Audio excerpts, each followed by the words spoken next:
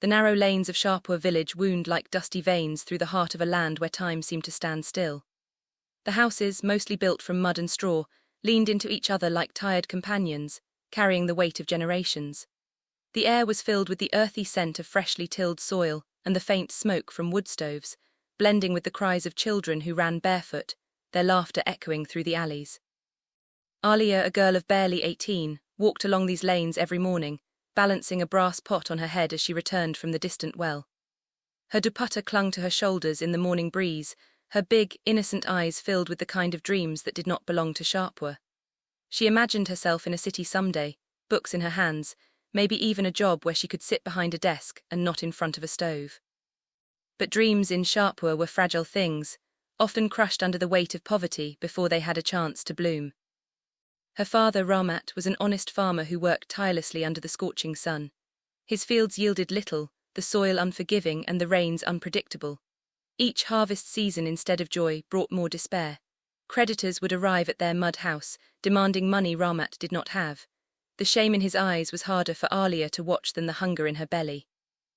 At night, when the crickets sang their endless chorus, Alia often lay awake on the charpoy, listening to her parents whisper in the next room. "If they take away the land, what will we eat?" her mother Shabnam would say, her voice thick with worry. "We'll find a way," her father would reply, though his tone betrayed the hollow comfort of a man drowning. Alia would shut her eyes tight, wishing she could change their fate. But in Sharpur, girls were not meant to change anything. They were meant to adjust, endure, and accept. One evening her father returned home with heavy eyes. His clothes were soiled, his turban loosened, and his face drawn with exhaustion. Alia had been helping her mother knead dough when she noticed him pause at the threshold, as though he carried a burden too heavy for the small house to contain. "Alia," he said softly, beckoning her closer. She wiped her flour-streaked hands on her dupatta and stepped forward. "There is a man," Ramat began, his voice hesitant. "Poor, yes, but at least he can give you a home. You must marry." The words felt like stones sinking into Alia's chest. Marry, she wanted to study. She wanted to breathe in a world bigger than Sharpur's narrow lanes, but what choice did she have? "Abba, please," she whispered, her eyes brimming with tears. Her mother placed a gentle hand on her shoulder. "Sometimes life chooses for us, my child. We cannot always fight it."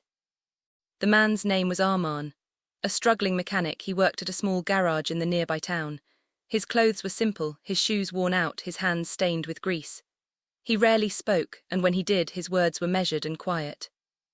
The villagers whispered, "Why is such a poor man even marrying? He can barely feed himself." But for Ramat, Arman was salvation.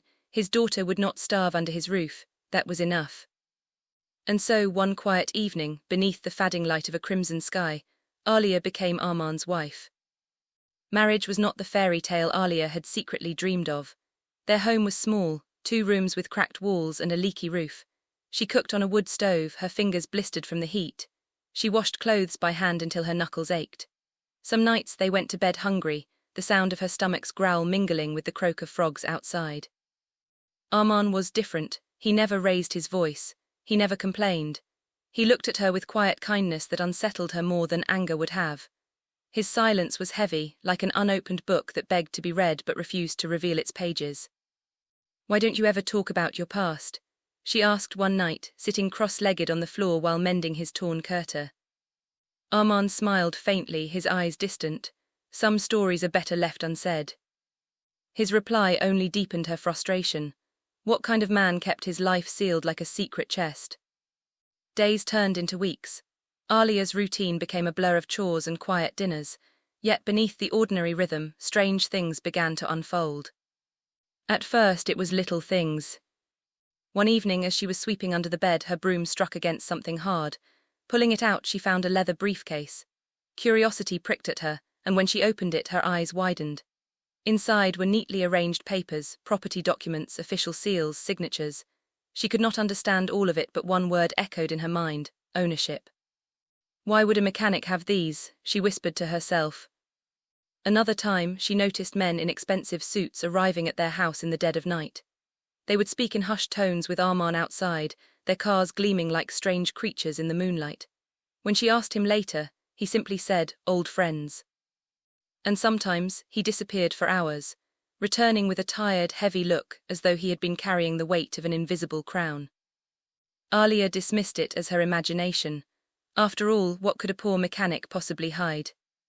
Yet the mystery of Arman grew like a storm cloud in her mind. It was on a stormy night that everything changed. The wind howled through the cracks in their walls, and the rain battered the tin roof like an angry drum. Alia was asleep when she heard the growl of engines outside. Rubbing her eyes, she peeked through the window and froze. A convoy of black cars stood in the mud, their headlights slicing through the rain. Men in suits stepped out, their umbrellas forming a dark canopy.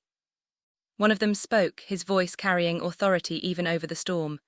"Sir, the board is waiting. The shareholders are restless. We need your decision." Alia's heart pounded. "Sir, shareholders." She turned and saw Arman standing at the doorway, but he was not the silent, weary husband she knew. His posture was straight, commanding. His eyes, usually soft, now carried an authority that silenced even the thunder. For the first time, he looked like someone she had never met before. When he stepped inside, dripping rain from his shoulders, she confronted him, her voice trembling. "Who are you really?" Arman sighed, finally meeting her gaze. His silence stretched until it felt unbearable. Then he spoke. "I never wanted you to marry me for money. I wanted to know if someone could love me, not my wealth. Yes, Alia, I am not poor. I am the heir to one of the largest business empires in the country." The room spun around her. She remembered her nights of hunger, the humiliation she bore, the sacrifices she made. And all this time her husband had been hiding a fortune. Tears rolled down her face. Why did you make me suffer like this?" Arman stepped closer, his voice low but filled with pain. "Because I have seen love bought with money. I have seen people bow before me for my wealth, not my soul. I wanted to know, would you still stay if I had nothing?" For days, Alia lived in a blur. She could not reconcile the poor mechanic she had married with the man who commanded businessmen in suits. She felt betrayed, humiliated, and yet, strangely, she also understood the loneliness behind his deception. She remembered his quiet kindness, his patience, his refusal to treat her with anything but respect. Was that not real? But the hunger she endured, the pain of thinking she had married into more poverty, it gnawed at her like a wound. One evening, as they sat in silence, Arman broke it. "I will not force you to stay, Alia. If you wish to leave, I will not stop you. But know this, I never lied to hurt you. I only wanted to find something true in a world built on lies." Alia looked at him, her heart torn. Her dreams of study, of freedom, still lived inside her. Yet in Arman's eyes, she saw a man who, despite his wealth, was poorer than anyone she had ever known, in love, in trust, in companionship. The choice before her was no longer about survival. It was about faith. The days that followed were filled with slow healing. Arman slowly revealed pieces of his hidden world, his late father's empire, the treacherous relatives who wanted his downfall, the boardrooms where greed spoke louder than truth. And Alia, with her innocence and honesty, became his anchor. She still cooked on a wood stove, still fetched water from the well, but now she did so by choice, not by compulsion. One afternoon, as she stood in the courtyard, watching the fields sway in the wind, Arman joined her. "Would you still want to study?" he asked softly. Her eyes widened. "Could I?" "You can be anything you want, Alia. The world is yours." Her lips curved into a smile, small but bright, the smile of a girl whose dreams had been given back to her.